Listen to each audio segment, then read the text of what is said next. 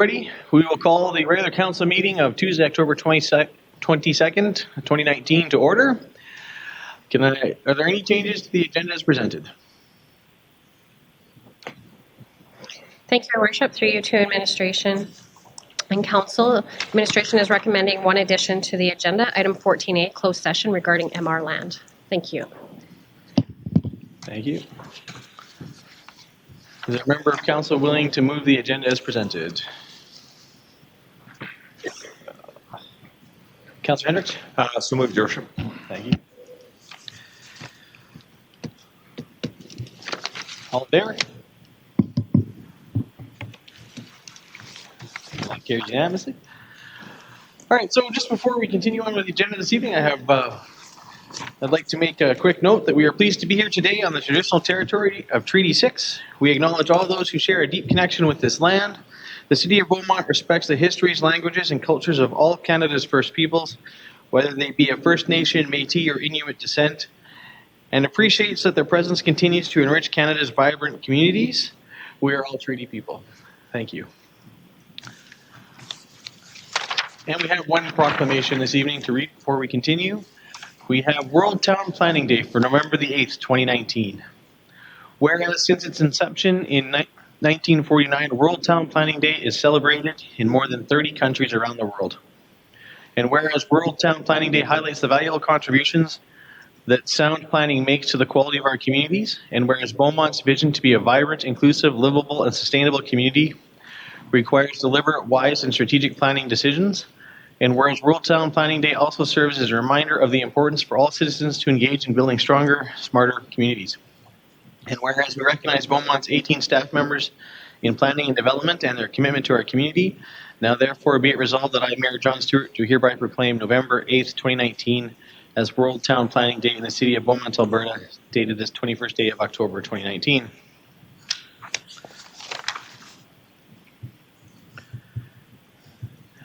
All right, so next up on the agenda is our consent agenda.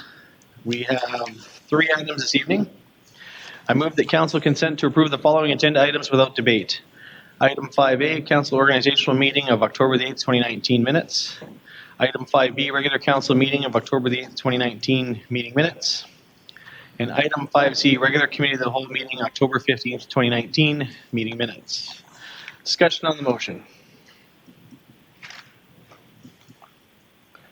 All right, seeing none, call the vote.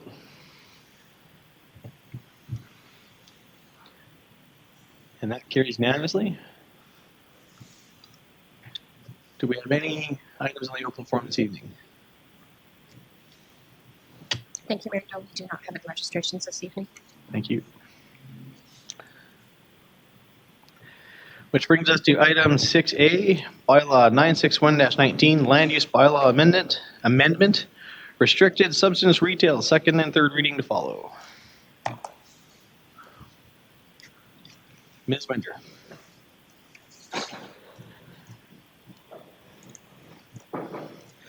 Thank you, Your Worship. The purpose of Bylaw 961-19 is to amend the restricted substance retail regulations in our zoning blueprint land use Bylaw 944-19. The notice of the public hearing was provided in writing to the City of Edmonton, Leduc County, and the school boards.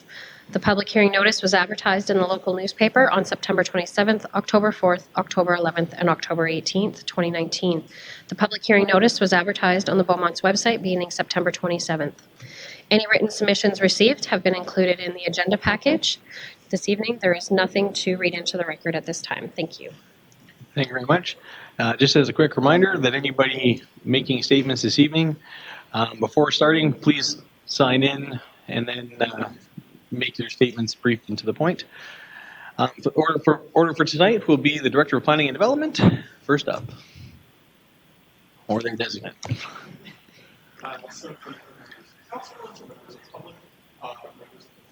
Stephen Rates, and I'm a municipal planning intern. I'm here to present the land use bylaw amendment for the separation distance between restricted substance retail for cannabis specifically. So yes, just get that. set up. Sweet. So to run through the presentation quickly, we'll run through the background of this process so far, talk about the engagement results, bring up the results of research completed, and then talk about the potential and recommended routes forward. I have it right here. Sweet. Thank you. So to just share a complete background of everything that's occurred regarding these regulations. In August of 2018, the cannabis retail store regulations were originally introduced into our previous version of the bylaw. This was set in alignment with the liquor store regulations at 500 meters. In November of that year, amendments to those regulations for liquor stores specifically were passed that removed the 500-meter separation distance. In April of this year, we fully renewed the land use bylaw, carrying forward both of those, or the separation distances for cannabis retail stores into the new land use bylaw. A notice of decision in this summer prompted work from administration to investigate possible routes forward regarding removing or reducing the 500-meter restriction. And September of this year, we completed first reading. So we'll comment a little bit further into the past on the spring of 2018 engagement findings that were completed when cannabis was being, or prior to cannabis being legalized by the federal government. And so we are sharing this specific question and commenting on the overall findings that residents of Beaumont were generally interested in seeing some kind of land use framework in place favoring that of liquor stores at the time.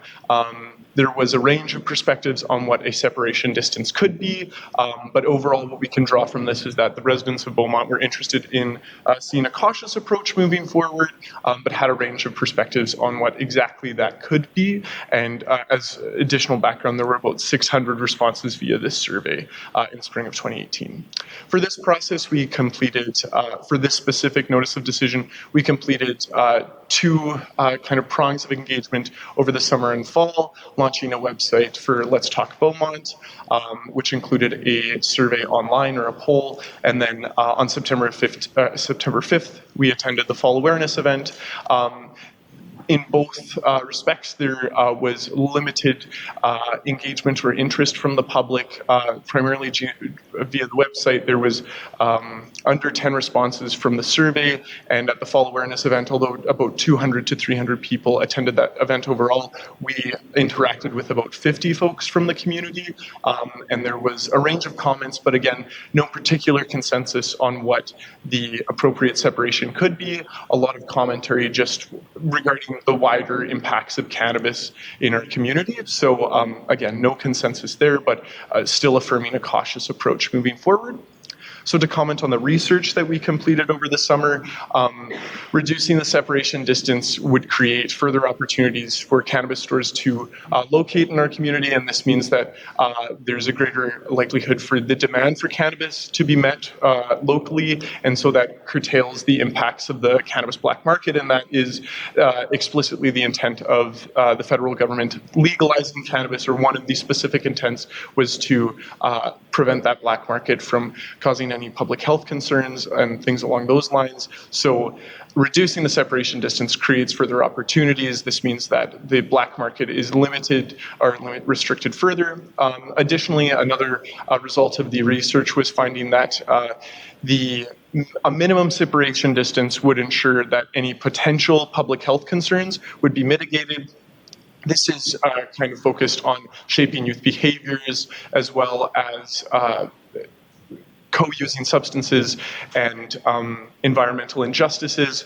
Because cannabis is still a relatively new land use introduced into our land use planning framework, the full results are not known yet. So using a cautious approach aligns with this sort of research finding here. Looking to other municipalities, we also completed a jurisdictional scan for the research, and so there's several pieces of information provided here which are available in the attachments to the agenda. Specifically, we can look at that fourth row where we see there is a range of separation distances utilized. On average, kind of falling around 200 meters.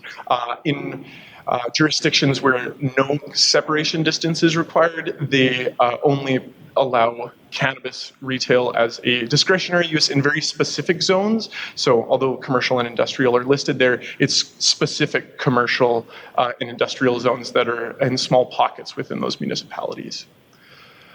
So the options that we were able to come to and hypothesize what would be the best route moving forward from the bottom up, adding the use from discretionary significantly reduces the amount of discretion that can be applied by the development authority, which in a realm where residents were hoping for us to use a cautious approach was not necessarily in line with that. Removing the separation distance does pose some public health concerns potentially. So reducing the separation distance to 200 meters is the recommended approach, as it is the best balance of what the notice of decision was intending, as well as what the engagement results generally indicated. So the proposed amendments would reduce the separation distance from 500 meters to 200 meters. And this is moving the regulation from the definition, which cannot be varied within the land use bylaw, to the use standards, which can be varied. This is allows the development authority in a situation where cannabis store is within 199 meters to vary that while still, when that distance is negligible, like 199 meters, while still meeting the intent of that regulation. So, of course, as indicated earlier, this allows the development officer to exercise variance power. When placing it in the use standard, it allows for balancing the perspectives between public health research and support for local businesses. It retains the cautious approach that engagement over several years has indicated, and it brings Beaumont in regulations closer to regional comparators. So that is the extent of the presentation. Whoopsies. And so at this point, we'll welcome any questions from members of council. Thank you very much. I appreciate all your work that's gone into this. Are there questions from members of council this evening? All right, seeing none. Thank you very much. Oh, Councillor Stout. Thank you, Your Worship. On the chart with the separation distances, thank you, that one, yes. You referred to, and by the way, I appreciate having this. This is very useful to me, given that one of the arguments here is comparability with other municipalities. Good to include it, like to see it. What I would like to know, though, all the municipalities shown are have smaller separation distances, less than 500 meters, as currently applies in Beaumont. Are we aware of any other municipalities in the province that have larger separation distances? So sorry. Go ahead. Apologies about that.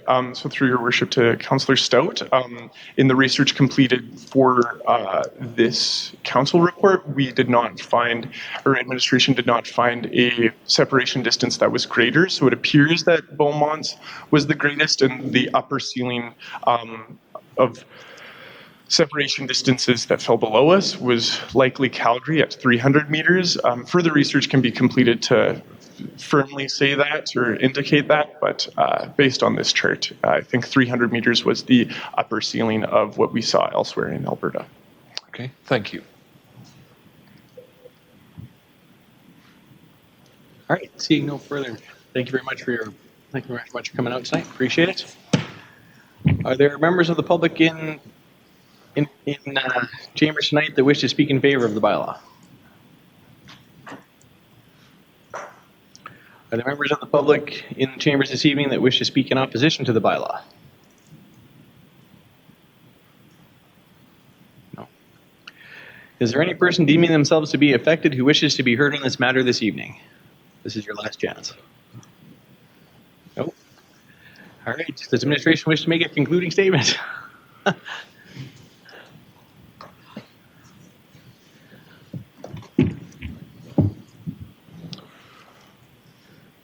So I think the information provided within the presentation, as well as the council report, succinctly summarizes the work that went into this.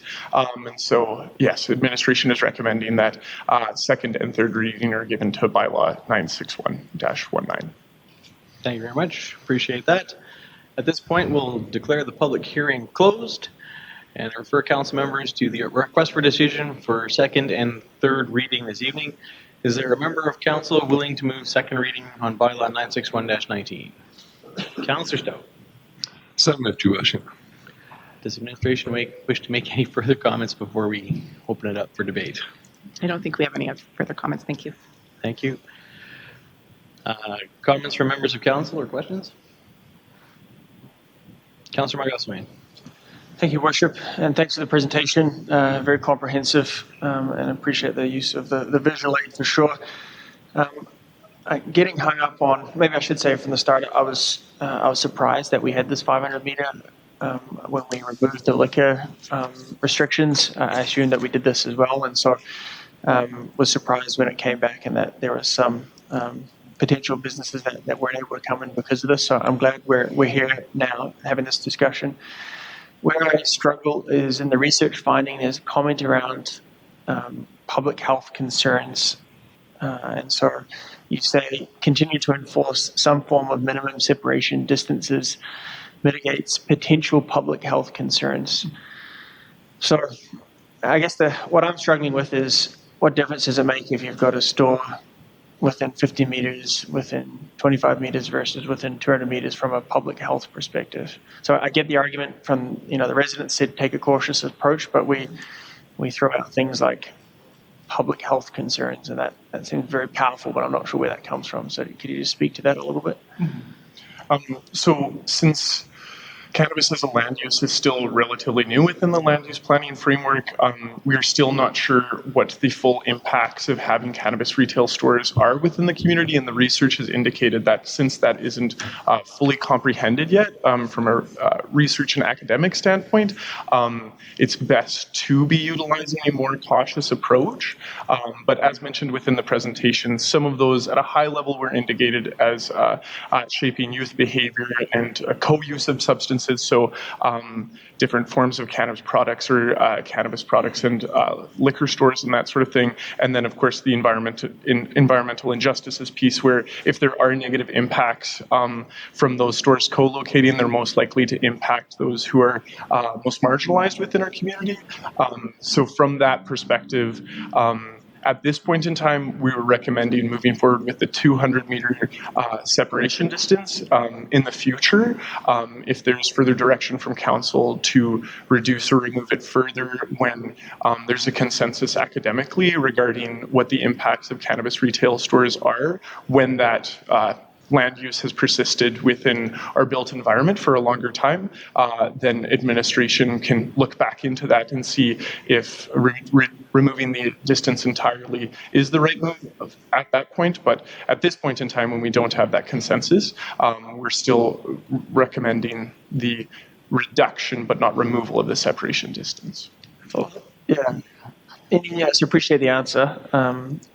Any academia that we looked at regarding liquor stores within close proximity? Can you just speak to that? I guess where I'm struggling here is, we're trying to promote a business-friendly environment here, and if we've got these open bays, what difference does it make if there's one here and one, 3 stalls down? If we can do it for liquor stores, it's the same, the same kind of impact there and legislation. So that's where I'm struggling. So I get the academia that we're not quite sure on the cannabis, so we're kind of waiting. So can you give me some background? Did we look at some research from the liquor store perspective?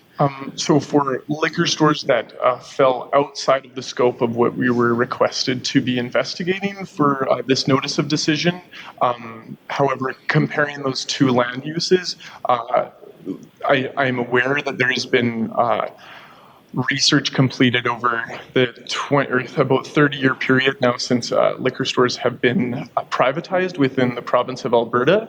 And there's, again, I guess I can't comment directly on that because I'm not able to pull the facts up in my mind, but there's that land use in a privatized sense has been researched for 30 years now, and there's much more commentary on it, I guess, that would provide stronger direction for administration to be making decisions around that.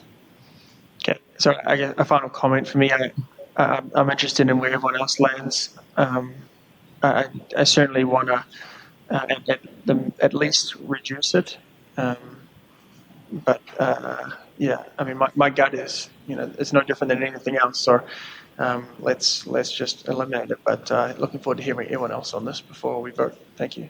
Okay. Just to quickly clarify, we are currently without an amendment being proposed. It's being reduced to 200 meters if this passes second and third, just so everybody's on the same page. Councillor Van Newkirk? Thank you, through your worship, to administration. Thanks for the presentation and solid knowledge that you've got around the subject.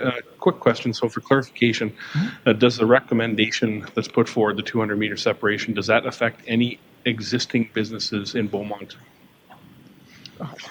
So through your worship to Councillor Van Newkirk, no, it would not impact any existing businesses. Okay, the reason I asked that question is when you look at the diagram with the separation distance, the bubbles, the one in the center of town looks like it overlaps.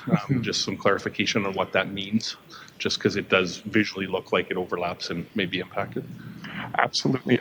So through your worship to Councillor Van Newkirk, thanks for giving me the opportunity to explain the diagram a little bit more. A touch of explanation actually does help, that diagram be more clear. Really, the issue is that if there are two icons in the same circle, then that is cause for concern. That is when one store is within 500 meters of another. If there are two circles overlapping, there's no concern there. You just, how to interpret the diagram is basically, two icons in the same circle are cause for concern. So the one in the near Centreville in the downtown is not in contravention of the land use bylaw. Okay, thank you for that explanation. You lost me. Can you pull that diagram up? Yeah.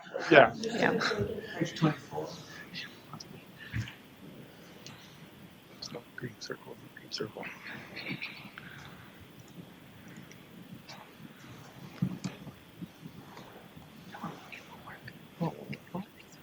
Page 23 is the existing. Page 24 is the proposed. So I think we're referring to that area. So yes, not necessarily cause for concern because they're not 500 meters away from one another. Their 500 meter buffer overlaps. Yeah, the figure I was referring to was the next one, the 200. 200 meter one. Yeah. We'll go to the next page quickly. Thank you.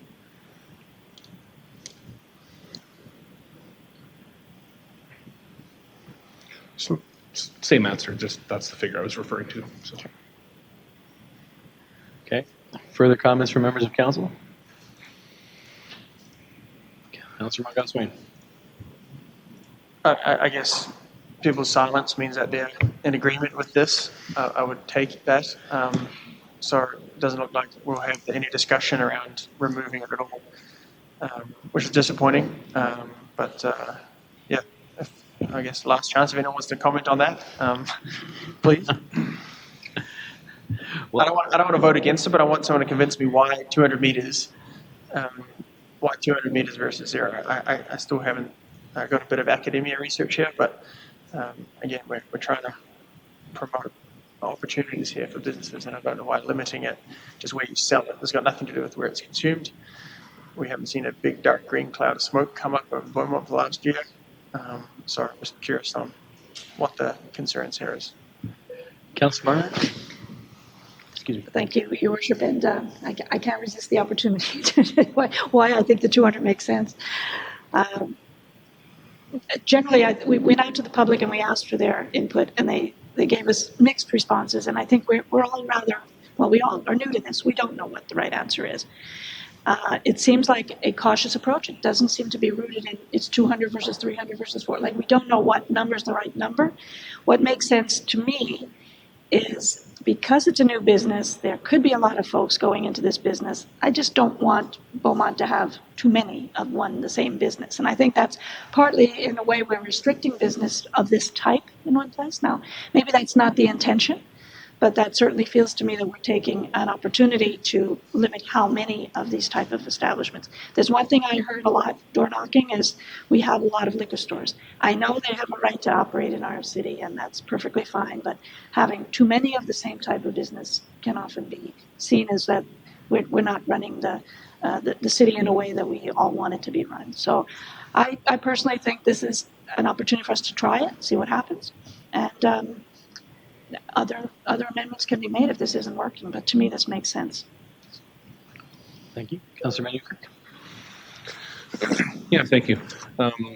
Yeah, some of my thoughts, I guess, to hone in a little bit, the cautious approach that stuck with me as I read through the document in preparation, and then when I looked at the table of comparison for the other regions and seeing, Spruce Grove at 200, St. Albert at 100, Edmonton at 200, Calgary at 300, there are also, NA at Strathcona, NA at Fort Sask, and Leduc not abutting. Well, sure, that's fine. And then we're at 500. So definitely supported a reduction down to 200. Now, listening to some of what Councillor Monkoff-Swain had to say, I don't know if there would be huge concern raised if maybe there wasn't a buffer. Coming into the meeting tonight, having read through this, I had thought that 200 meters would form a cautious approach. So that's where my head was at. Should we decide to put an amendment forward and remove the requirement, I don't know that the outcome would be different, but I can't see into the future. So there might not be a harm in reducing, but 200 was cautious and middle ground, and that's where I was coming into the meeting. So if anyone else has any other ideas of maybe why we wouldn't want to remove it, just that might help that argument. My head wasn't there as I came to the meeting, I guess. So that's my comments. Thank you. Councillor Monkoff-Swain. Thanks for the comments. I'll go to Councillor Barnhart's. That tweaked for me when you mentioned that it's not about eliminating, the option for, having stores next to each other, but the actual total number of stores. And so if I look at the page 17, the top of page 17, currently, if at the 500 meters, we have a maximum of 6 stores. And if we reduced it to a separation distance of 200 meters, that'd go up to a maximum of 11 stores. And your argument is if we don't have it, then the number could be 650 stores if we wanted it.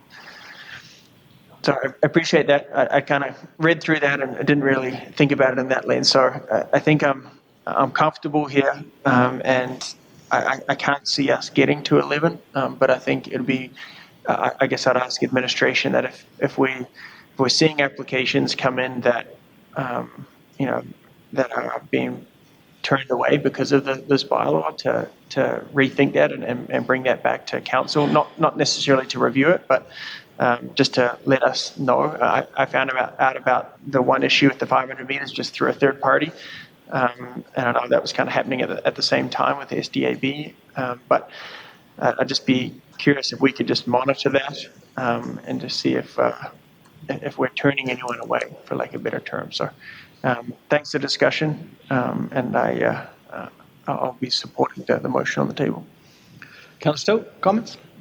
Questions? Thank you, Worship. Yes, I just wanted to refer to the section in the presentation that based on the research in Colorado, that jurisdictions with mature cannabis frameworks like Colorado have roughly 10 stores for every 100,000 residents. So that's, not sure why they did it 10 stores for every, anyway, that's 1 per 10,000. So that would suggest, if the same conditions apply here when it matures, that we'd have 2 stores in Beaumont, and we're effectively raising at that same rate, and effectively we're raising the limit from 6 to 11 based on what I've seen. So it seems to me that it's far in excess of what we would likely to need after the initial, if there is one, rush to open stores occurs. Councillor Van Newkirk. Thank you, Your Worship. Through your worship to administration, something occurred to me. The area directly east of No Frills, there's a large development there that, it says for lease and there's availability for construction there. Can you confirm if another retail location were to be proposed on that property right now, say in the center of the property, based on the 200-meter buffer figure, if we put a circle around that, it appears that the circles may overlap. Would that become a issue in the future, or is that where discretion might be able to come into play? Just 2 seconds. Councillor Hendricks? Given that this conversation is getting close to a pecuniary interest issue that I would have, I'll step out at this point. Do I have to declare the exact portion of it? You've got it. Thank you. Thank you.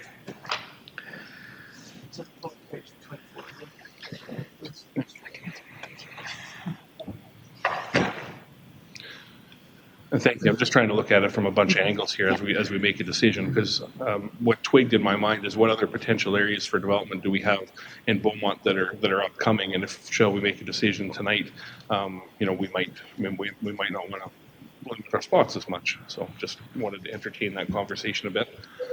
So. Thank you, Councillor Van Newkirk. So based on the scenario that you presented, if there were a cannabis store to locate in the center of that proposed commercial district on the east side of 50th Street and the circles overlapped, so to go back to Mr. Wright's explanation, it's okay for the circles to overlap as long as there is not a store within both of those circles. So the buffer is 200 meters. So that means another store cannot be located within that current green circle. So as long as it's outside of that green circle, another store can be located there. Okay. And then the same, once that store is located, another store can be located just outside that green circle. Even if their green circles overlap or touch, it's okay. Okay, perfect. No, thank you. That's good. And thanks for entertaining that. Like I said, I was just trying to think of the other spots that are up and coming in Beaumont and just wanted to look at it from a couple more angles. So thank you. No, fair enough. Is there any further comments or? Yeah.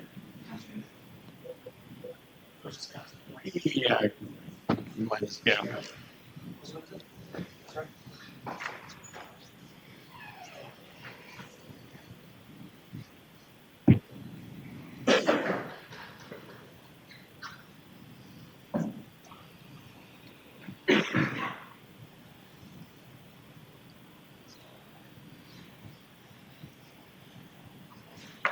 No? Okay. Fair enough. All right, seeing no further comments or questions on second reading, move to call the vote. All in favor of second reading of Land Use Bylaw 961-19?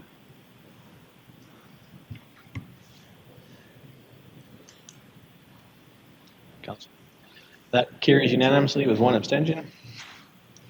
Is there a member of council wishing to move third reading for bylaw? Councillor Danwick.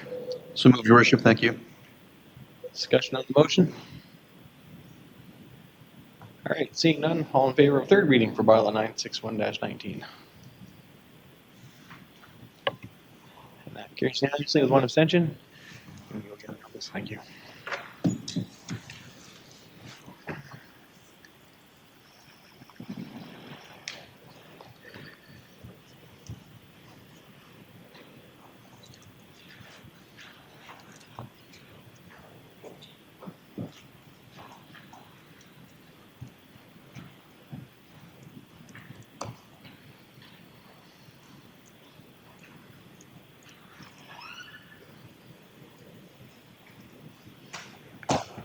All right. All right, so that brings us to item 7, register presentations. Item 7A, first up, is the 2019 Annual Remembrance Week and Puppy Campaign. Welcome to Change. I'll just get you to come on down.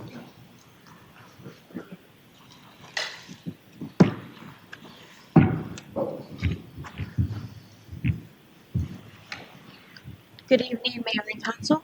My name is Linda Greenwood Tuffins, and I'm the branch president from the Royal Canadian Legion, Branch 108. With me today is Steve Stanhouse, a veteran of the Royal Canadian Navy and our branch treasurer.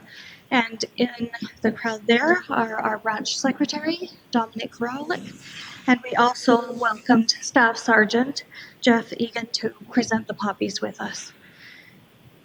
On behalf of the Royal Canadian Legion, veterans and members, we are honored to present the first poppy for the 2019 Poppy Campaign in Beaumont to Mayor and Council.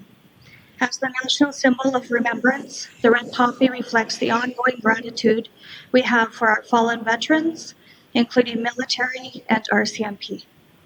Funds raised during the Poppy campaign are distributed across Canada to help support veterans and their families, communities, and to promote remembrance. The funds raised within Leduc and Leduc County are saved within a Poppy Trust Fund locally and distributed locally. The 2019 Poppy campaign officially commences on Friday, October 25th, and goes until Remembrance Day. We appreciate the support that the community provides to the Legion and to the veterans within our community. And with your permission, we would like to present the first poppy to you, Mayor and Council. Thank you very much. We're very honored that you're in here this evening to make this presentation. Remembrance Day and our veterans are very, very important to our community, and we're happy to take part. Thank you. Do you want us all to come around front? I'm not sure how you normally do this, so I'll rely on you. We'll go front.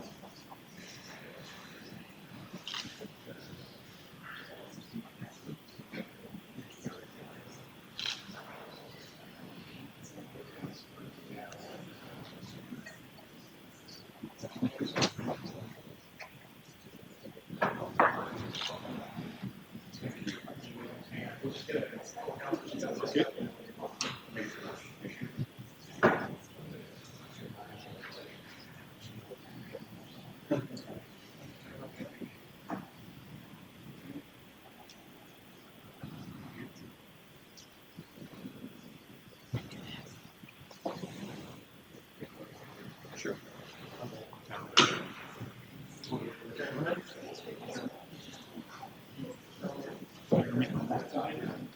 Everybody get there? Or do we need to move around again?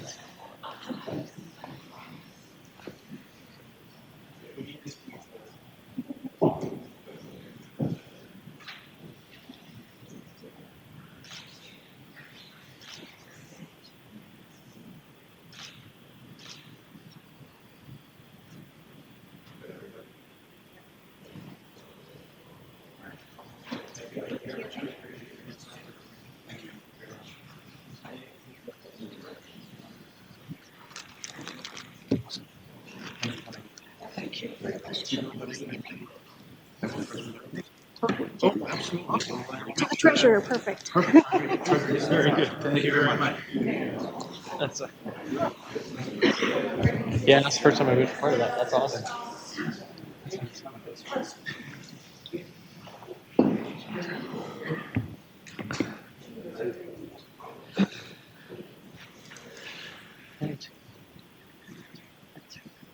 Once again, thank you very much to our Legion for including us in the ceremony this evening. Item 7B, the RCMP quarterly update. Staff Sergeant Egan.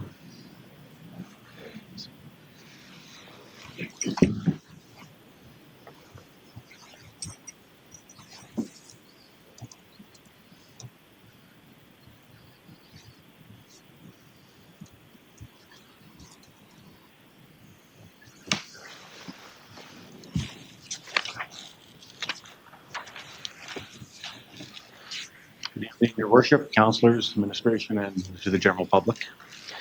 Once again, my name is Staff Sergeant Jeff Egan. I am the detachment commander in Beaumont for the Royal Canadian Mounted Police.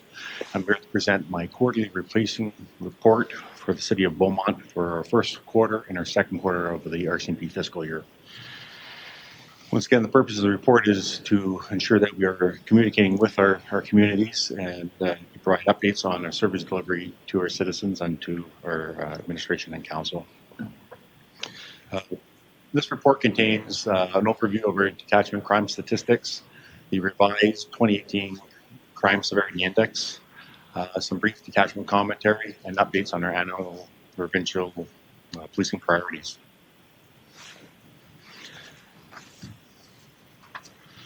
We quickly look at the statistics at a glance. The comparison years are from 2014 to 2019, and also have a comparison from last year's statistical data. I'll just advise council once again that the stats come from collection from Statistics Canada and include from January to the current time frame. However, some of our policing priorities are based on the RCMP fiscal year, which goes from April 1st of the year to March 31st of the following year. From 2014 to 2019, there was an increase in the total number of persons crimes of 20%. However, when we look at our comparison to last year, that number is actually down 24%. So even though we've gone up over the years, since last year we were down. There's been a consistent increase in our property crimes from 2014 to 2019 of 10%. In the last year, we saw a smaller increase, but similar of 7%. What we view as other criminal code, and we'll see those shortly, from 2014 to 2019, we've gone down by 30%, and since last year, we're down 11%. So overall, what we're seeing here is an increase of 1% from 2014 to 2019 in our total criminal code files, but since last year, we've actually gone down by 6%. And a little more detail will be provided, but the overall crime severity index in Alberta has slightly risen to 112.1, with the base score being 100. And we've seen a small increase in Beaumont as well, up to 39.7%. However, comparing the base and Alberta's overall score, we are well below that in our crime severity index in our community. Once again, I took this data from our most recent city municipal census, and it's worth noting that since 2014, we've increased our population in our community of almost 4,000 people. And since last year, we've also seen an increase in our population. So I think it can be stated that as our population grows, we can possibly anticipate an increase in some of our criminal activity. And I'd like to thank our RCMP Operational Strategy Branch for providing statistics that I'll present here today. So this quarter one, we'll briefly go over it because quarter one was relatively slow, and we did see some increases over the second quarter. So the first quarter, again, we're looking at since January to June. The second quarter we'll see shortly, which would just be from January until the end of September. So we're including the summer months, which are traditionally slightly busier for the RCMP with the nice weather. If we look at the total persons crime, you'll see that decrease I was talking about. Last year we had 145 reported persons crimes. This quarter one, the same time frame of this year, we're down to 82. Property crimes were at 245, but down to 238 this year. Other criminal code, we were at 97 in the first quarter and down to 74. So overall, we had 487 reported criminal offenses to Beaumont RCMP. These don't include unfounded statistics. And this year, we were at 394 reported crimes in the same time frame. Some secondary statistics that I included that come from Operational Strategy Branch. The one I look at the most are probably some of our more common police activities. And I'd like to commend our residents for the decrease in the number of some tips to our citizens on how they can categories of persons crimes. So I look at the overall numbers. In 2018, we were sitting at 193 total persons or crimes reported. However, in 2019, crimes against persons were down to 146. Conversely, we did see an increase in our property crimes in the last quarter, over the last 3 months. So we were at 345 in 2018. That number has gone up slightly to 368 for 2019. Our other criminal code matters were down from 139 in 2018 to 124 in this year. So overall, we are slightly down. We had 677 criminal matters reported to the Beaumont RCMP last year, and we're down to 638 in 2019.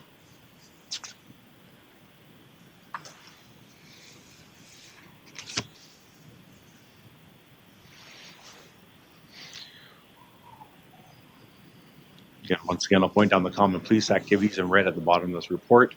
We'll see the significantly reduced number of false alarms reported to our office. And again, quickly, it clears up our police resources for more pressing matters. So thank you. Now, we'll just skip to our crime severity index here. Again, I mentioned that there's an increase in Alberta's overall number, with baseline being 100, and it's gone up to 112.1. Beaumont had a slight change in 2018. We were well below that number at 39.7. However, in 2017, we're at 36.7. So we did go up along with the province, but we're significantly lower. I provided some categories of the types of files that cause our number to go up. And you'll see that the greatest number that contributed to our increase are frauds. So frauds are important. They deprive our victims of financial assets and identity theft, but they're not crimes of violence. So that number was our main contributor. Looking at our numbers, there was one individual that was responsible for 13 of those 72, and that person has been charged. So that was our greatest increase in our crime severity index number changing. The second was breaking into the residences, and if we can go back one page, please, or 2 pages. Look under property crimes for 2019 compared to 2018. Our break-in enters have gone down.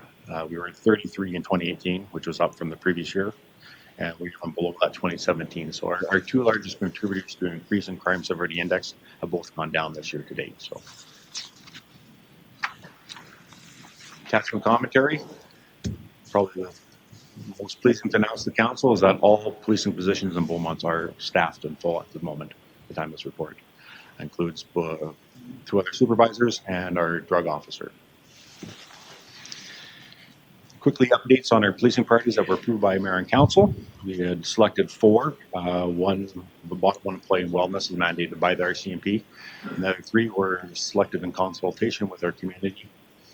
The first one was impaired driving, and I can quickly say that the first quarter of the year, our numbers were down compared to last year, which I would like to think is a good thing. However, we did see an increase in our second quarter. So overall, in the first 2 quarters of the year, and this is one area where we collect from April, May, June, July, August, September, and we'll follow the RCMP fiscal year versus the calendar year. Those stats are not included in the previous report, so we managed to collect them. So in the first 2 quarters, 23 impaired driving related charges were laid in Beaumont. Last year we had a total of 35, so we're about half our year. So that number has gone up. So next, in addition, there's been another 18 operators license suspension. Now, there's various reasons under the law for suspending an operator's license. We'll just do that number is at 18. And one of the tools that have been authorized for all police officers in Canada is mandatory alcohol screening. So regardless of any alcohol consumption, all drivers of the road must provide a breath sample. It's the new power to the police of December 2018. So we're just under 1 year shy of having this additional investigational tool. Crime reduction was our second initiative, and we've taken various steps to try and reduce this number. Now, I mentioned the good news was we were full as of October. We were down some numbers throughout the summer, but we're still making an effort forward to combat some of our property crimes in our city. So again, I've listed some of those initiatives. We're in contact with our community corrections to identify those people who are living in our city who are on conditions that the police may enforce. And if they're not abiding by those conditions, they can expect to be taken back before the courts and potentially sentenced to incarceration. That would fall under offenders checks. We have identified certain areas in our town which could be more prone to property crimes.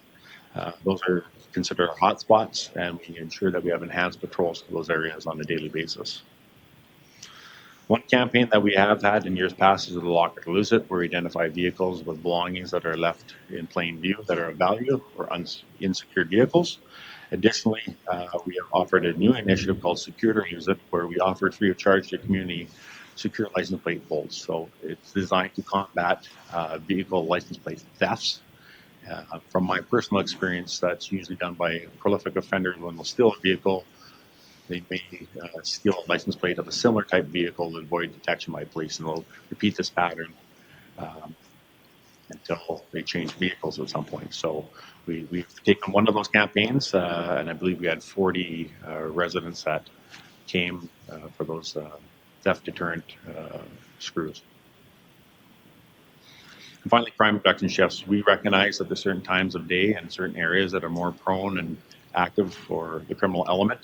So use an analogy from baseball. If we're always throwing fastballs, our best pitch at the batter. Once in a while, we'll throw a curveball and try and catch them sleeping and off guard. And we have had some success by these crime reduction shifts by increasing our resources and adjusting them to areas and times of where it's more likely crimes may be committed. Again, as I have discussed previously, this is just a kind of reiteration of our property crimes. That our number has gone up since last year, not substantially, but it's gone up from 345 to 368 since comparing last year to this year. And I'll always take the time to, once again, remind our community to secure your vehicles and remove your valuables. So if we can do that, that would definitely impact our numbers. It won't prevent all crimes, but I'm confident that could help reduce our overall property crimes. So, and finally, just acknowledge that we do care about our employees in RCMP, and from time to time, even though we are police officers, we need some mental wellness and need some support, and we're prepared to offer that to our detachment members. So, quickly, that's our quarterly reports for the RCMP, and I'll take any questions, Your Worship. Thank you very much, Staff Sergeant, for coming in tonight and addressing our council on this matter.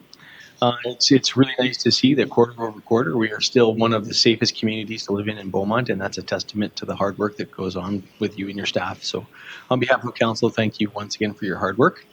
And I will open it up at this time for questions from members of council. Councillor Hendricks.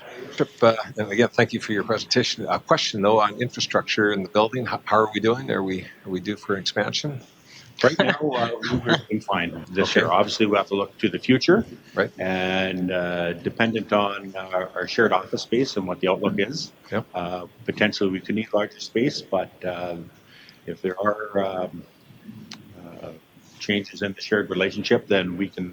I suggest that we have sufficient office space for at least the next 5 years.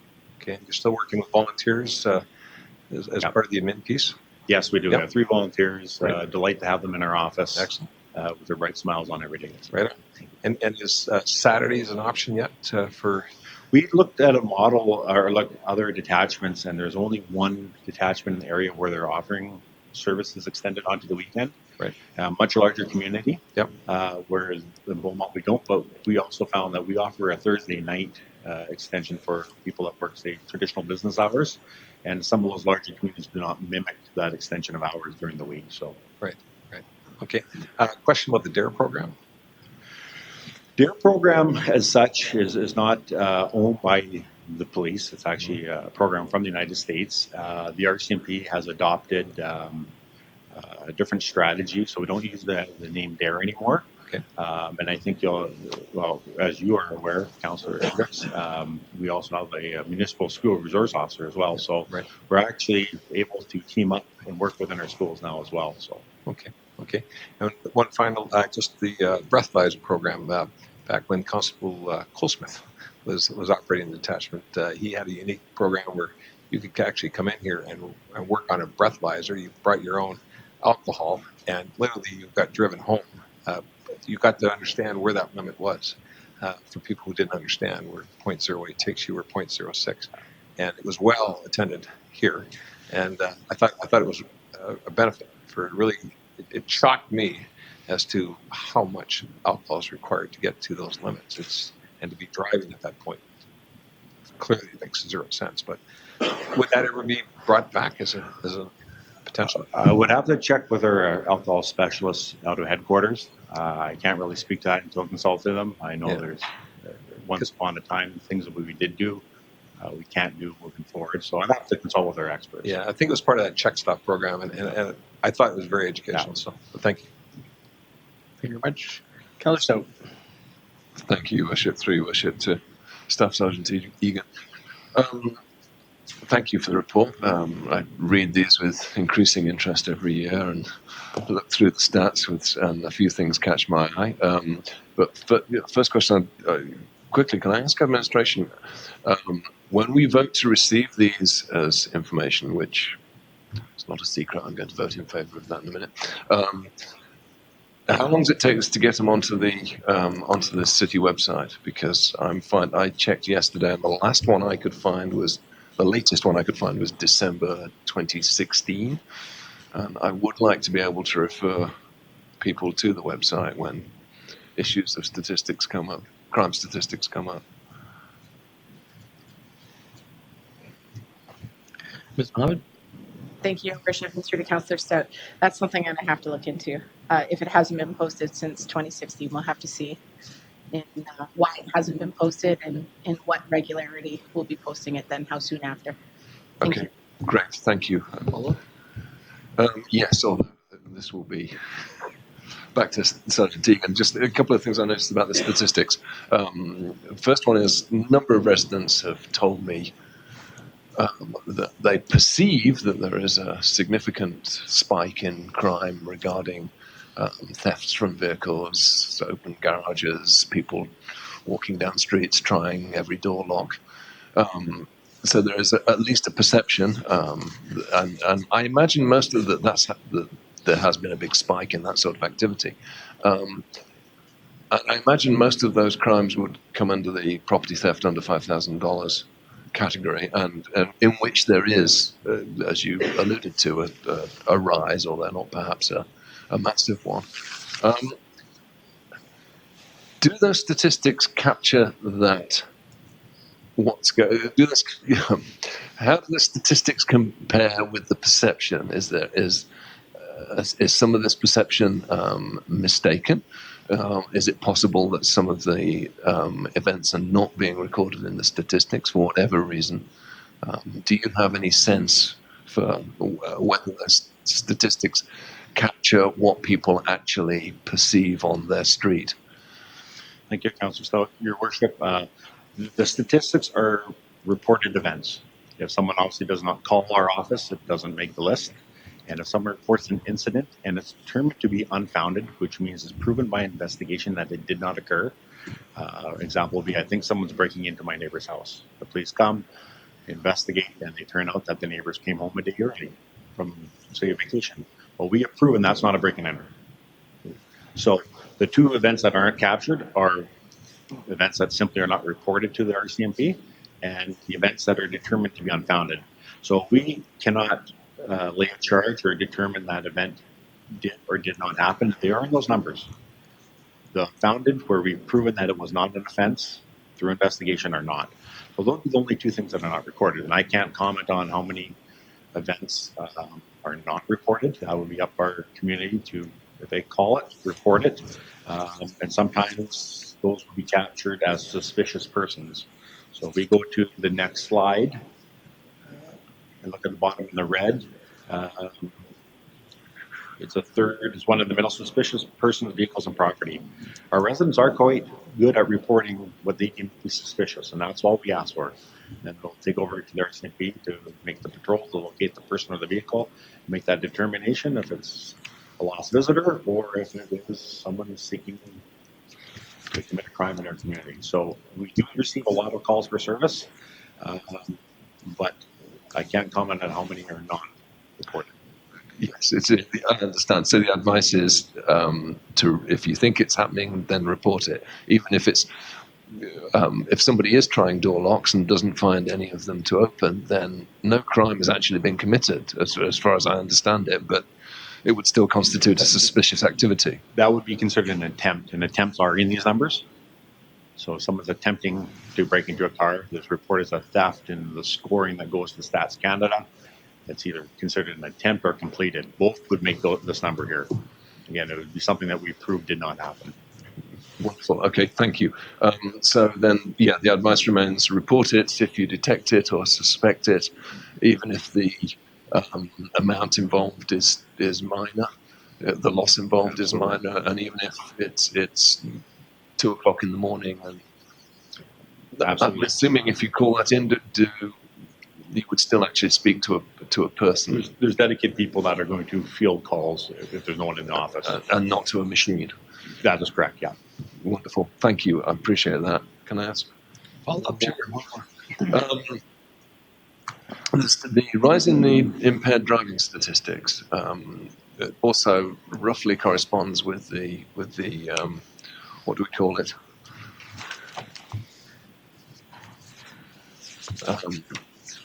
Alcohol screen, the mandatory alcohol screening increase. That was the word. Those were the words I was looking for. The mandatory alcohol screening. Does that ability to do that therefore enable you to detect? Is the rise in the impaired driving incidences, is that a result of being able perhaps to detect impaired driving that you would otherwise have been unable to detect without that mandatory screening? Thank you, Councillor Fellow. Your Worship, we just had a refresher on some training last week at our office from an alcohol expert.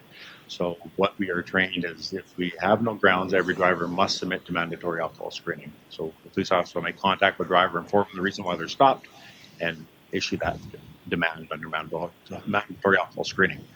Now, if an officer goes up and the first thing say they do is they catch a scent of alcohol, or they notice an open case of liquor within reach of the driver in the vehicle, that creates what we call suspicion. So now we have a roadside screening device demand. That is different. So mass demands, mandatory alcohol screening, we don't know that anyone has consumed alcohol. The experts said from their research coming out of traffic services is it's only resulted in about 10%, approximately 10% or less in provincial screening. So if we don't suspect someone drinks, we give them mandatory alcohol screening. That's either a caution or just recognizing that they had a beverage that registers on the instrument. So that we really haven't seen an increase, because we should go up, and if someone's truly impaired, we should make a breath demand right off the bat. If the car is leaving and someone has called them in and the person has indications of gross impairment, then we should be going right to the breath demand. The mass demand is just ensuring that everyone provides a sample. There are a few people that you can't detect symptoms of impairment, what we'd probably consider usually like seasoned alcoholics, where it could have significant alcohol consumption, but their ability to speak and their coordination is not a marked departure from the norm. So it's an additional tool. But coming from our Alberta traffic services, we're not seeing a huge increase just because of mandatory alcohol screening, but it is an important tool. Does that clarify? I think so. I think you're telling me that it doesn't increase the number of impaired drivers that you detect. I don't have the numbers of how many were mass demands in front of me. I can make a note and I can look at our statistics from an next quarterly report to see how many impaired drivers locally were as a result of mass demands. I could data mine that. I would be interested to see that, if that's not an unreasonable use of your time. We can get some for support staff. That's fair. So I'll look into our stats. I'll provide an updated number next quarter, and I'll have our support staff make a determination of how many impaired charges were the result of a mandatory alcohol screening demand. Thank you. Finished? More? Thank you. No, thank you. I'm finished. Thank you. Councillor Barnhart. Thank you, Your Worship, and thank you, Staff Sergeant Ian, for your service and for the report, of course. I'm interested in two areas right now.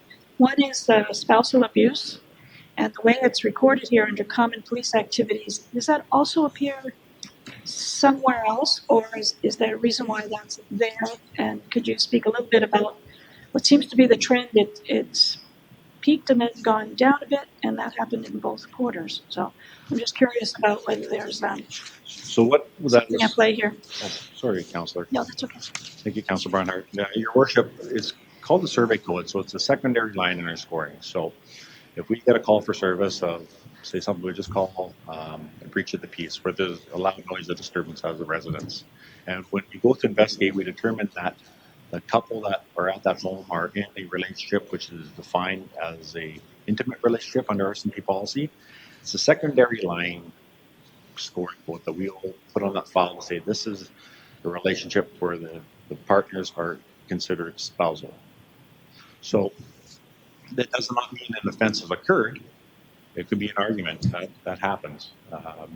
It could be a dispute over child custody order. So what we're just identifying are all those calls for service where it's determined by the investigators that it's a spousal relationship. This triggers other reports in the RCMP to ensure that we have covered all bases of our investigation. We're not overlooking anything. Spousal abuse is very, very serious.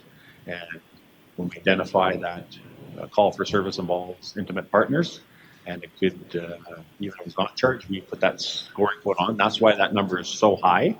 Doesn't mean we've had 105 domestic calls, because if we go to our numbers for assaults in Q2, we only had 73. Now, those 73, I can't tell you today how many are spousal, but we could have those disputes, the verbal disputes between couples. So we put that secondary line code on, and it's a mechanism of identifying extra reporting to ensure that we have a complete and thorough investigation. Thank you for that. And numbers tell us part of the story, but your anecdotes really do help us to understand a little bit more. That particular one you looked at, assault, like you said, that can be more than domestic assault. That may be, but it's interesting how much that one has jumped up, like from 39 in the first quarter to 70. We just had the number 70 something in the second, 73. But I often hear that we have a serious problem with domestic violence, but we don't have the numbers per se. I guess that's difficult. Is there a reason why we don't have that as a category? Thank you for the question, Councillor Barnhart. If you were to address that question to some of my counterparts in the same field, I think they would suggest that domestic violence is underreported, and it's unfortunate. We don't know about it. It's very difficult. Usually occurs in the confines of a home. It's not something we'll see often in a public place. So my experience in my 26 years of policing is probably domestic violence is well underreported in every community, in every jurisdiction. So we would know that from the helping agencies who have large numbers of counseling situations. If I talk to some of my counterparts in child and family services and family, community, and sports services, they have a better indication of what is going on in the community, but not necessarily reported to the police. Statistics tell us part of the story. My last question, Your Worship, is probably not my last question, but my last question right now is you mentioned at the end of the report, fall awareness, sorry, get the right words here, a town hall discussion in the near future. Do you have any dates or any timelines on that? Because I think that's very, very important in our community. Absolutely. Thank you, Councillor Barnhart. My apologies, Your Worship. I skipped over that point.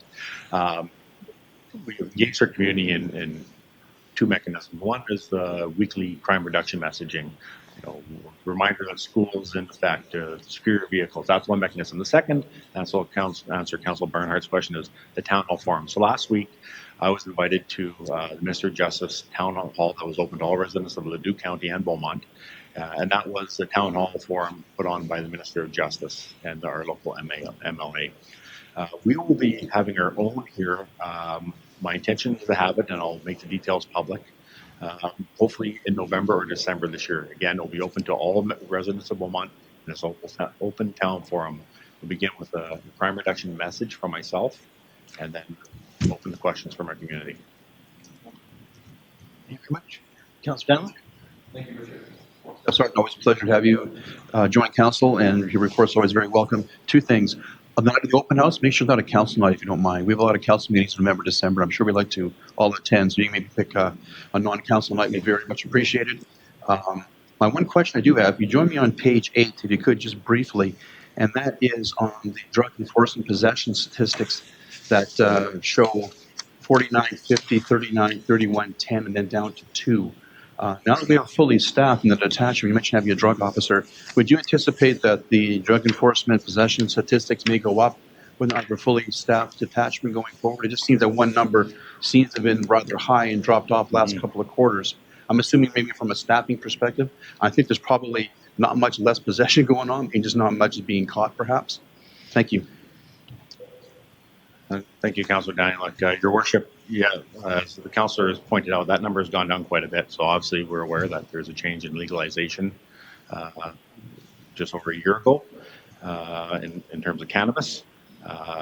So perhaps some of those numbers, and this was not empirical data, but more a suggestion from my experience, that some of the reporting has changed since cannabis has become legal.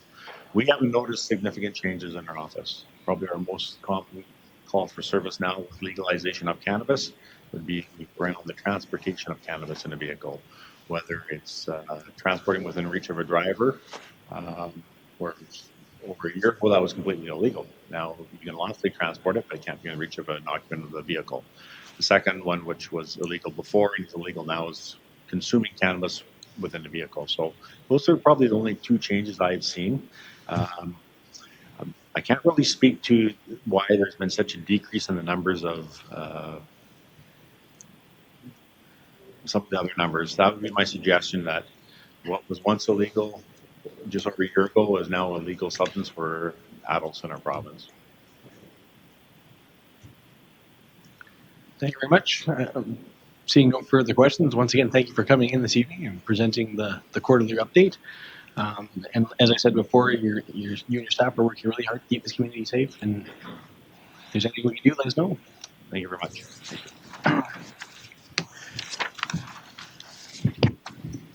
Which brings us to item 7C, corporate partnership with the Alberta Conservation Association. Please, sir. Welcome to Chambers.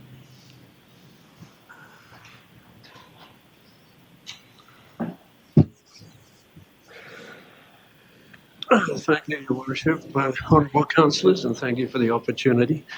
As the author of the letter to you proposing a potential partnership between the city and the Alberta Conservation Association, I was asked to attend and make a few comments by way of background to this.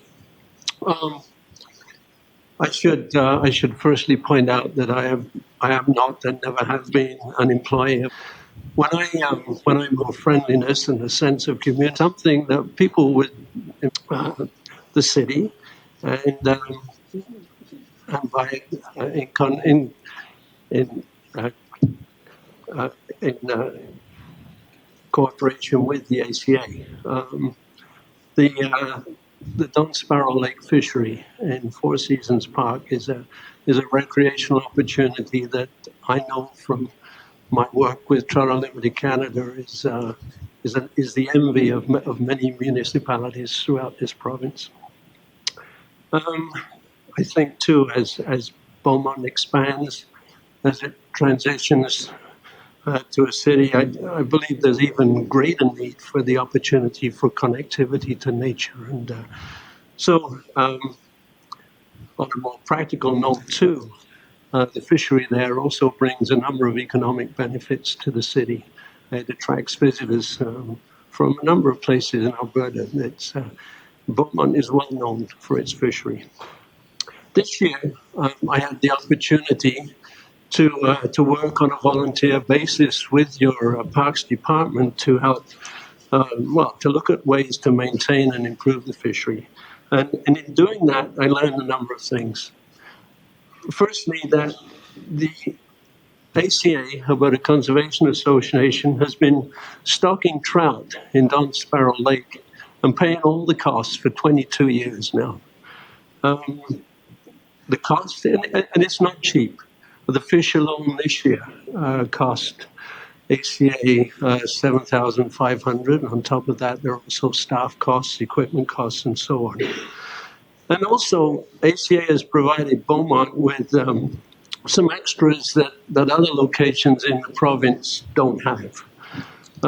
It's one of only 6 lakes, for example, that ACA stocks brown trout in addition to rainbow trout. And browns are a species of salmonid that seem to have a special appeal to anglers. I know people that come up from Red Deer to fish for them. It was remarkable 2 years ago. There were brown trout in that pond up to 23 inches that people from a number of places in the province were anxious to try and catch. And it's one of only 3 lakes in the province that ACA stocks 3 times during the course of the year to maintain the supply of fish. There are far more requests to ACA to stock local ponds than it can afford. Each year, ACA has to prioritize its stocking list. There's no one lake that's guaranteed to be stocked because there is a significant variability in the funds that are available to them to be able to provide that service. ACA operates on a memorandum of understanding with the Ministry of Environment and Parks. It gets some funding from fishing and hunting licenses, but much of its money comes from donations from corporations, a number of oil companies, businesses, other municipalities, individuals, and that money is essential for it to be able to run its stocking program, a lot of its work on environmental education and things like introducing kids to the outdoors and fishing, like the Kids Can Catch program that operates in Beaumont every year. So as outlined in my letter to you all, my request is that you support this work by becoming a corporate partner in conservation and committing to paying at least part of the cost on an annual basis for the stocking. I believe that by so doing, there will be and there are significant benefits to the city. I have no reason to suspect that Beaumont will be left off the stocking list, but I think a partnership with ACA would certainly help ensure continuance of the program and maybe allow expansion of the benefits to some other towns and cities on the waiting list, which would certainly gain a lot of gratitude. And I think it's important for the city not to rely solely on an external organization to provide what is a signature benefit for this city.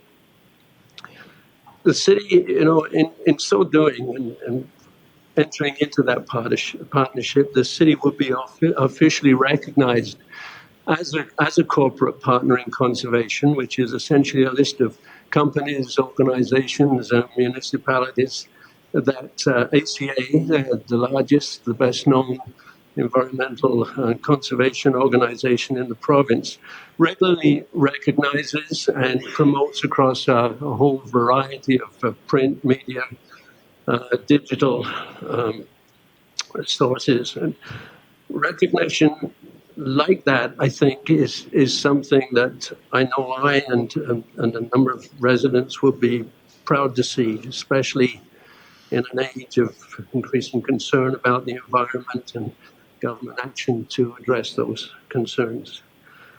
Another benefit that I think would derive from this is that ACA and its partners in conservation also tend to receive support and help from other conservation-focused organizations, such as, the one I volunteer for, Trout Unlimited Canada, for example.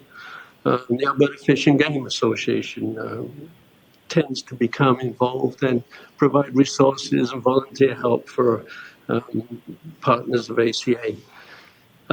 This year, for example, Trout Unlimited Canada spent over $2,000 on providing some signage for Don Sparrow Lake on the type of fish that are stocked there, on responsible angling. We also managed to get some signage about the illegality and dangers of dumping aquarium fish and plants into all of their stormwater ponds. Those signs have now been installed. And finally, I think that a partnership such as the one I'm proposing would increase the awareness of current and potentially future residents that the city is committed to ensuring outdoor recreation for their health and enjoyment, that it supports connectivity to nature.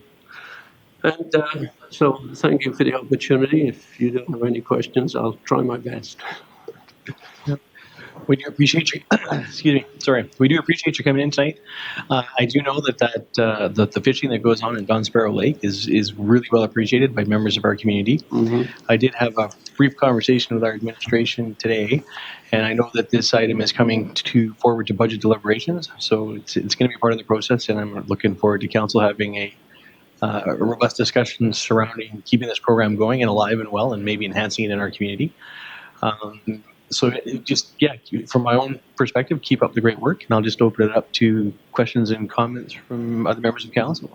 Thank you. Councillor Hendricks. Your Worship,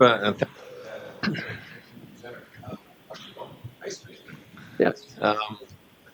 what would be your opinion? It's awesome. No, just kidding.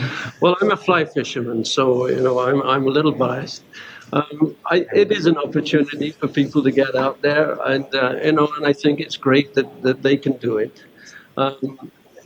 It raises issues of liability, and I know I've had discussions with your Parks Department about the whole issue of aeration of the lake. What that does, however, is leads to open water, potential of harm, serious injury, whatever. But it is an activity that, yes, I think a lot of people enjoy, and I would promote. Okay, thank you. Councillor Dunlop. Thank you, Worship. Thank you, Representative, as well. Also, I want to learn how to fly fish, so I may be talking to you later at some point, and doing it in my own backyard would be awesome. So, a very brief question. You mentioned approximately $7,500 a year in fish costs to stock here in Beaumont. Yes. That's a very large number for what I didn't expect it to be quite that high, which doesn't surprise me, actually. So what else? You mentioned other costs as well, too. So what would the ballpark number be that to look after Beaumont's needs for fish stocking? Well, the staff time would probably, it's tough to estimate. I would think as a ballpark, I would use something like 12,000 a year in terms of the staff time and equipment. One of the things that has reduced that a little bit is that a number of us in the Northern Lights chapter, for example, of Trout Unlimited Canada, happen to live in Beaumont, and we help out where we can. So that's reduced their cost to a degree. Okay. And if you do want to learn to fly fish, we do a number of activities, actually at Don Sparrow Lake with Catholic services and the youth groups and whatever. Well, we'll talk another time. I'd like to do that at some point. One brief follow-up question. How many locations around the province does your organization stock fish at? You mentioned Beaumont's one of them, of course. How many others do they do around the province? We don't lose our queue. Yeah, there's approximately 60. There are another 20 that would love to be on the list, I believe. All right. I see no further questions. Once again, thank you very much, and wish you great success with the program. It's a great program, and we look forward to it being in Beaumont for many, many years. Thank you. And with that, let's take a 5-minute break. It's it for an hour and a half.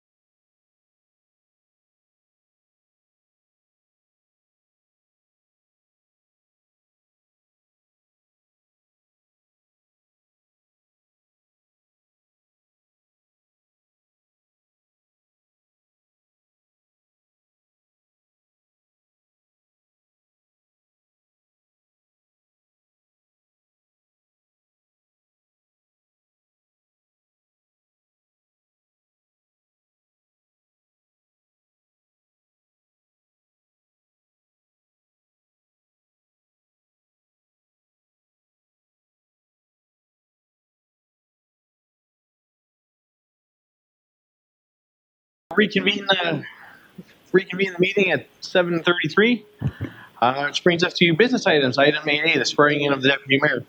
But before we get to that, I'd like to just say a heartfelt thank you to the outgoing deputy mayor, Councillor Sam Moncott-Swain. It's a bit of an unsung hero job. And Councillor Moncott-Swain done an excellent job. And just so before we get into swearing in our new deputy mayor, I'd just like to shake his hand and say thank you. Thank you. Appreciate it. All right, so item 8A, swearing in of the new deputy mayor. Ms. Winder. Somebody going to give us a briefing, or do I do it? Okay, I guess I will announce our new deputy mayor for the next term from November 1st to June 30th will be Councillor Stephen Van Newkirk, and we'll just take place over here, and we'll just, yeah, let's move chairs.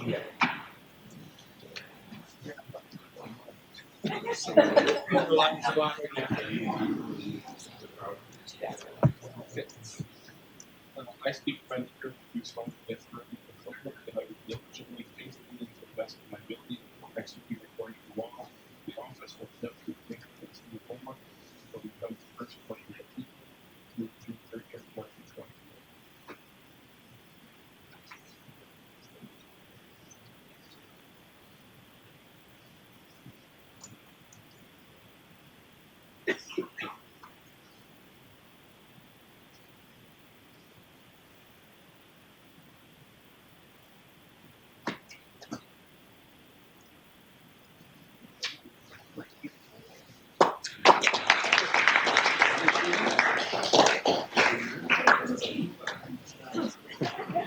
You got another week.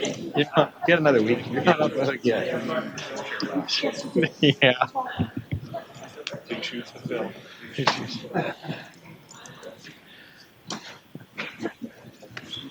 All right, moving along to item 8B, Beaumont Community Grant Program. Mr. Shooter. Your Worship, members of council. Paul Suter, Director of Community Services. I'm here with Mr. Kashmir Gill, who represents the Beaumont Grant Funding Advisory Committee. Tonight's topic is the October 1st, 2019 intake funding recommendations to council. Administration received 6 applications from various organizations to apply for the funding. 5 were accepted, 1 was turned away, did not meet the criteria, and the total ask was $29,096.50. Previously, July 1, regular council approved the April 1, 2019 intake. I'll go through the list of the 5 community organizations that were accepted by the advisory committee, and then turn over to Mr. Gill for any questions on criteria and how they came to their decisions. Number 1 was the Beaumont Ringette Association. Amount approved was $2,500. Number 2 was the Beaumont District Ag Society, $10,000. Beaumont Heritage Society, $5,000. Excel Synchro Club, $2,275. And Fusion 316 Canada, $1,000.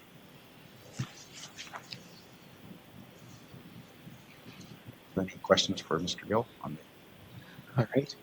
to the committee? I was just confirming why it might have been turned away. Yeah. All right, no, I don't want to go there. Councillor Van Newkirk. Yeah, thank you through your worship to the presenters.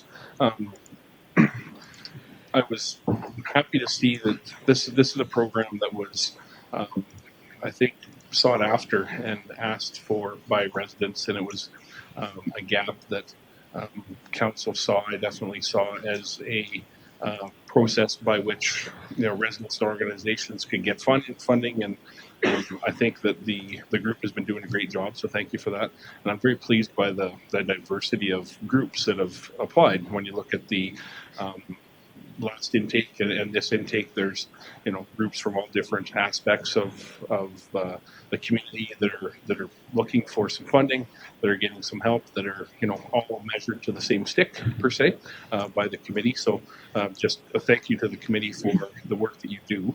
I think it's an important task, and I'm happy with where we've ended up after a couple of intakes here, and I'm looking forward to the extension of this program in the future. So thank you very much.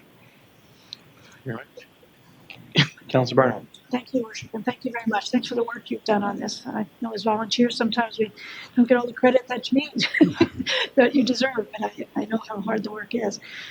My question is out of curiosity, when I see that, again, criteria, ranking percentile, and, lower down, so then the applicants received, it looks like half of what they asked for, and there's still some money left in the pot. I wondered, did the committee decide like it was going to be half or nothing? Could it be 75% of the amount that they asked for? Like, your thinking around that would be very helpful. Yeah, Your Worship and members of council, I just want to acknowledge the good work that we couldn't call them secretariat, but the support that we get from administration, Paul, Amanda, and Tina. They really help us out with a lot of the heavy lifting. I also want to acknowledge my committee members, Grace Frey, Bear Porter, and hope I get this one right, Gino Salvaggio. That's a bit of a mouthful. It is easy decision to just approve everything that comes in terms of the ask. And I think the committee really looks at the criteria very seriously. In some cases, we have in-person presentations as well, where we can pose some questions to see if there's some gaps. In the areas where we have approved less than the amount requested, it was basically on the strength of the application and merit. We found during the in-person presentation there were some other mitigated circumstances. There were some additional funds coming in. Maybe the case wasn't as strong in terms of having a bigger impact in the community. So it was a decision that was made by consensus by the members to reduce that amount. Perfect. One last question, if I may, Your Worship. Fusion Canada, now I'm assuming they have a Beaumont focus. I had never heard of that organization before. I know that the grant is focused on our community, obviously. Could you speak to that a little bit, just so I have a better familiarity? This particular organization, and you can correct me, Paul, is actually based not in Beaumont.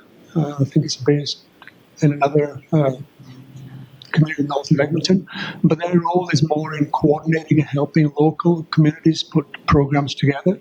So I think the request was from some of the church communities to have a new Year's Eve Christmas party. So it's a religious organization, Fusion Canada? Is it a church organizations? Is that Fusion Canada doesn't market itself as a church organization, but it has a faith base. Yes. So that was one of the reasons.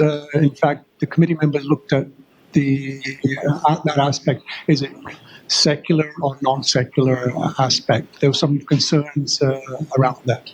Okay. And this is the first time, I believe, they're doing this in Beaumont, or have they been here before and had this event as well? Fusion Canada, to my knowledge, has not their first time. The other component was that, thank you for raising this, by the way. In the previous intake, there was a request from about 3 church communities for a similar type of event at Christmas time. And then the committee members felt that maybe some of those funds were being directed to this particular initiative. So hence the reduction. Together, that's where Fusion comes from. Okay. Right. Okay. Thank you very much for that explanation. Appreciate it. Councillor Gaswain. Thank you. A similar question. I'm going to take a look at the Excel Synchro program there. And if I'm looking back at the criteria here, we're talking about opportunities for community organizations to fund one-time initiatives, one-time projects, fund events, all that sort of stuff. When I see in here for the Excel Synchro, I see equipment. That just raised a flag for me, and I know that there are other groups that are potentially going to be asking about equipment. I didn't think that would fit within the criteria. And I get the second part here is member incentives during the closure. I totally get that and appreciate that. So I wonder if you could just share a bit more about equipment. If I'm an organization, I'm coming to you and say, hey, I need new rugby balls and rugby equipment. Is that something that would typically go through this? I didn't think it was, and so I was surprised to see equipment there. Excellent question. I think we deliberated to some extent on the merits of the particular application itself. We also had an in-person presentation by the group where they basically indicated what the ask was for. We deliberated to quite an extent on whether there was merit in that. In terms of the equipment, they were asking for, I believe, a sound system that would help them enhance the training aspect of the swimming. Paul, you can correct me wrong if that. The committee felt that wasn't probably as impactful as we would like it to be. They also identified an underwater camera system, which would help with the training to enhance their performance. From that perspective, the committee felt that it might be a good investment of dollars because it will enhance the performance of the athletes. So if we get direction from council, it's something that we should not consider, and that's perhaps something to consider in the future. Thank you for the clarification and great answer. And I was actually on the pool on Sunday, and they were working away with, and they had some music assistant there, and you can tell it wasn't great. So I totally get that. I guess the bigger question is maybe not necessary for these folks, but just generally equipment for sporting organizations.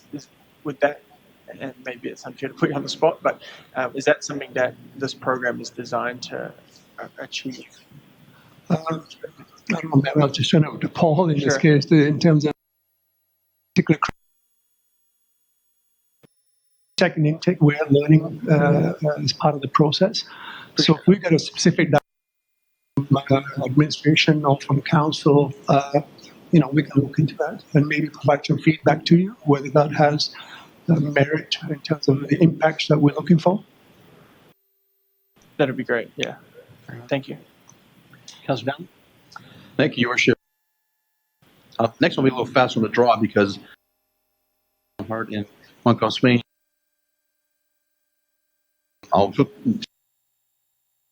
This committee has been, vision of council was to have our community involved with the process and be accountable to the community further to apply the ranking is consistent and be difficult, not difficult for the community in general. So thank you for your work on this committee. Appreciate that. Seeing no further discussion, is there a member of council willing to move the granting of the funds as presented? Councillor Danlock. So move, Your Worship. Thank you. Discussion on the motion? Seeing none. Hang on.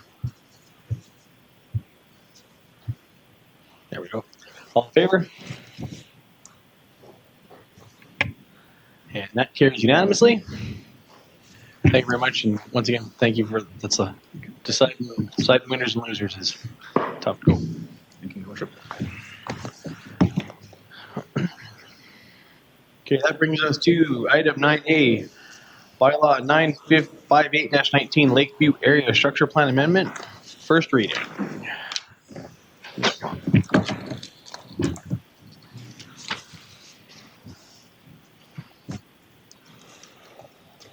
Anytime ready. Good evening, His Worship and members of council. I would like here to introduce a long-range planner in the long-range planning team, Yasmin Sharp. She's with us and she's the file planner for these two applications, and she will be making the narrative for these two bylaws to council for first reading tonight. Good evening, Your Worship and members of council. Administration received an application to amend the Lakeview Area Structure Plan, which is located within the southeast Beaumont, adjacent to Range Road 241 to the east, Highway 625 to the south, Triumph Estates to the north, and the Beauval Beaumont Lakes Plan area to the west. As seen in Attachment 3, the proposed land use concept, there are 4 key changes that are being proposed to the Lakeview Area Structure Plan. First is the mixed-use area in the southwest corner of the plan area has been increased from 1.07 hectares to 1.69 hectares. Immediately east of that mixed-use site, there's been a 1.81 hectare high-density residential area included into the plan area. This site is intended for seniors housing development, and policies have been included within the text of the area structure plan to support aging in place and inclusivity. In addition, the high-density residential area, which is located east of the South School site, has been increased from 1.34 hectares to 1.56 hectares. And finally, the total area for the school sites has correspondingly reduced in size from 7.51 hectares to 7.29 hectares. The reduction of the municipal reserve within the plan area was done in consultation with the 3 school boards, as well as the City of Beaumont Parks and Facilities Department, to ensure that the community's education and recreational needs are met. The Lakeview Area Structure Plan Amendment increases the diversity of housing options available within the neighborhood, provides additional access to commercial services and local employment, and contributes to Beaumont's vision of meeting the needs of residents in all stages of life. The Lakeview Area Structure Plan Amendment is consistent with the Municipal Development Plan, Our Complete Community, as well as the policies within the Edmonton Metropolitan Region Growth Plan. The application was circulated to relevant agencies, internal departments, and adjacent landowners for comment, and there are no outstanding concerns regarding the application. Therefore, administration is recommending that council give first reading to Bylaw 958-19, Lakeview Area Structure Plan Amendment. Thank you. Thank you very much. Is there a member of council willing to move first reading of Bylaw 958-19? Councillor Barnhart. So moved, Your Worship. Do members of council have clarifying questions of admin on this bylaw? Councillor Stout. Thank you, Worship. Through your worship to the presenters, a philosophical question, I guess, really, which is, why are we changing this after we passed the land use bylaw just a year ago? The ASP just a year ago. So why are we now changing it? What do we know now that we didn't know a year ago? I guess is the question, really.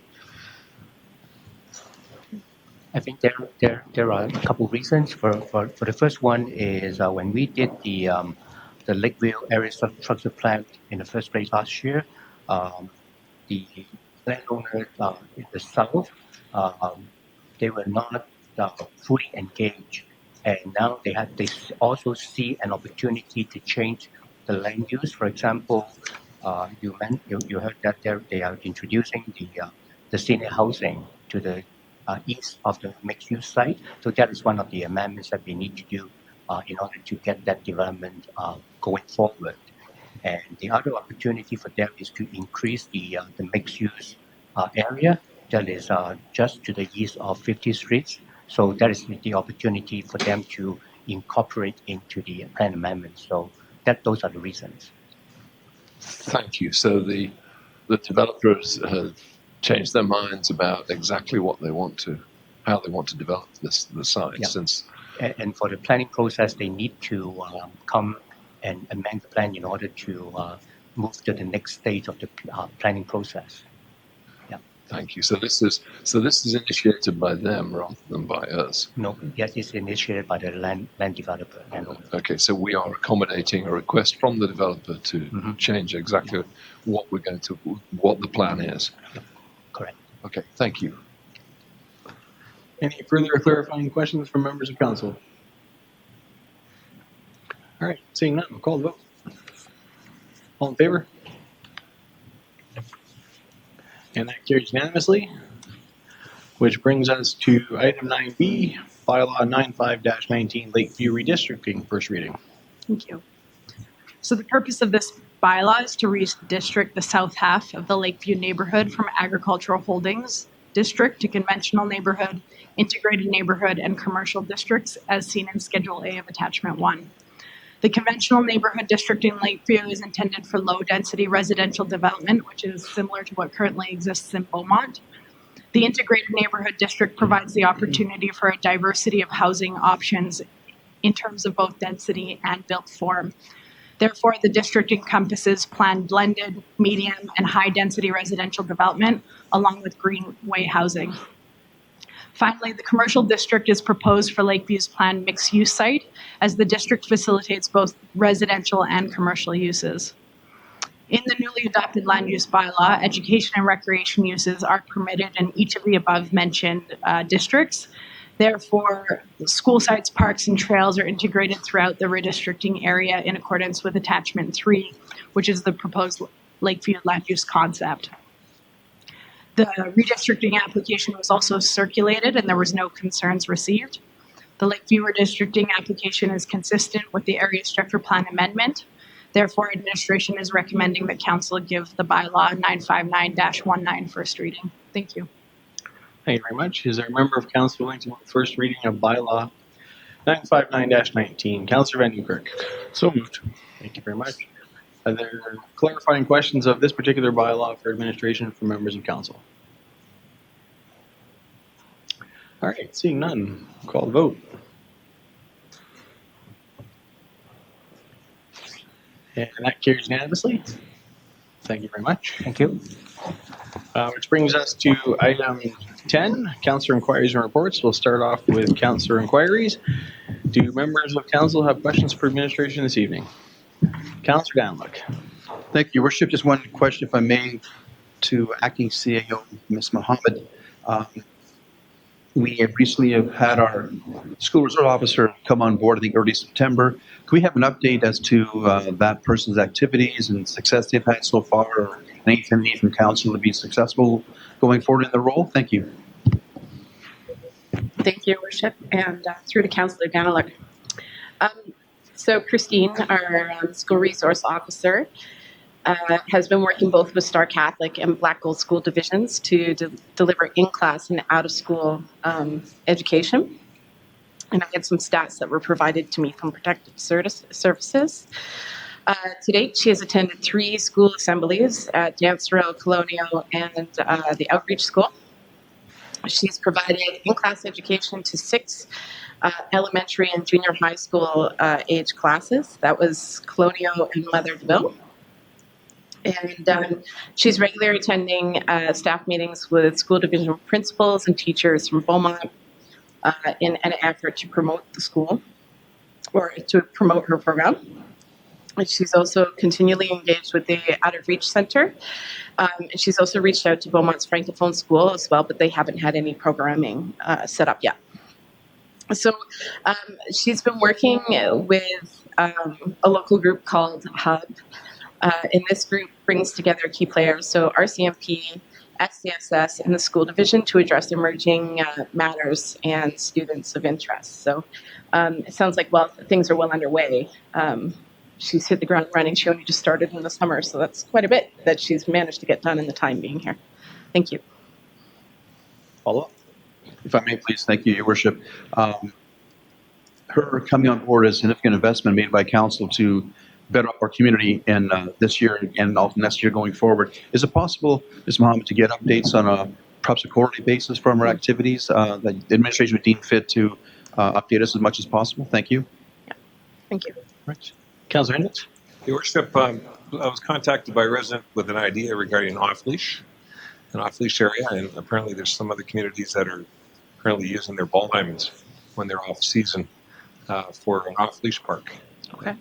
So I said I'd bring it forward, and perhaps during budget deliberations we can have a chat about service levels. Thank you. Fair enough. Are there any other questions from council or member statements they wish to make this evening? All right, seeing none, we'll move on to item 11, CAO's update. Thank you, Worship. So we're going to be using the agendas a little differently than we have. In the past, we've done it before, and then it's kind of slowed down, and we're going to start doing it again. The correspondence section of the agenda is now going to include all letters that are sent to council and to the mayor that are not confidential will be included regularly on council agendas. And also, regularly on Fridays, council will be receiving all letters that are received, also that are confidential. Those emails will be, those letters will be emailed to council every Friday. So there'll be a package coming on Friday of any letters that have come in if they're confidential and can't be shared with the public. And then public letters outgoing from the mayor and coming into the municipality as well will be a regular occurrence in the correspondence section. Quite a few activities that have been going on around the municipality. We've had some meetings that are ongoing looking at Black Gold schools, working with Black Gold schools and the Football Association on a potential football field. And also in line with the municipal development plan, planning and development has been working with the high school grades 11 and 12 on tactical urbanism. And in case anyone's forgotten what that term is, tactical urbanism is low-cost interventions or projects in the community that enhance public space.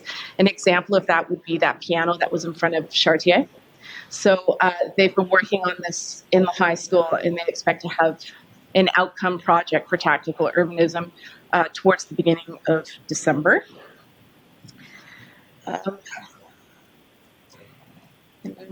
One more thing, I'm just trying to find my note. I had it here somewhere, and now I don't.